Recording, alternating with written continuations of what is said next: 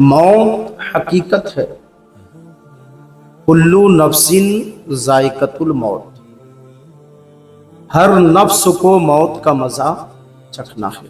سب کو اس دنیا سے اس دنیا کی طرف لوٹ کر کے جانا ہے۔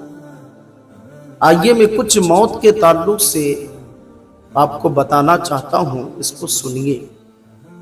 آج جو انسان دنیاوی کاموں میں مصروف ہو کر کے آخرت کو بھول چکا ہے، نہ اسے آخرت کا کوئی خیال ہے، نہ نماز، نہ روزہ، نہ حج و زکوٰۃ، کسی چیز کا کوئی خیال نہیں۔ مرنا سب کو ہے، کوئی اس دنیا میں رہنے کے لیے نہیں آیا ہے۔ موت ہی کے تعلق سے ایک اہم بات میں آپ کے سماعتوں کے حوالے کر رہا ہوں۔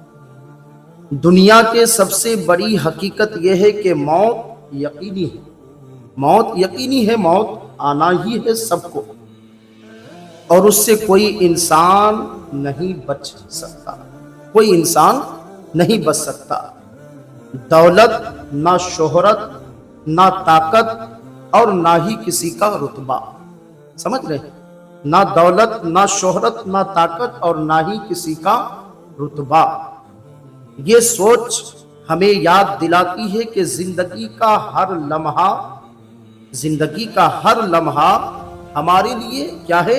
عارضی ہے۔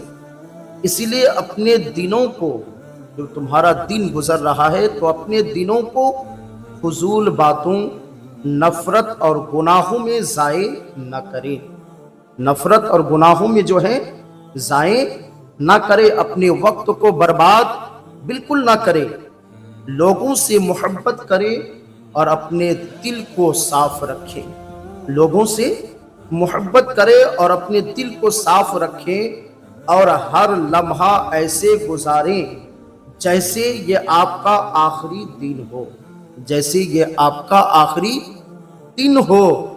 جب یاد دل میں بستی ہے تو دنیا کی بڑی سے بڑی پریشانی بھی چھوٹی لگنے لگتی ہے، سمجھ رہے ہیں؟ جب یاد دل میں بس جاتی ہے نا، تو بڑی سے بڑی پریشانی بھی جو ہے چھوٹی لگنے لگتی ہے، اور دل کو سکون ملتا ہے۔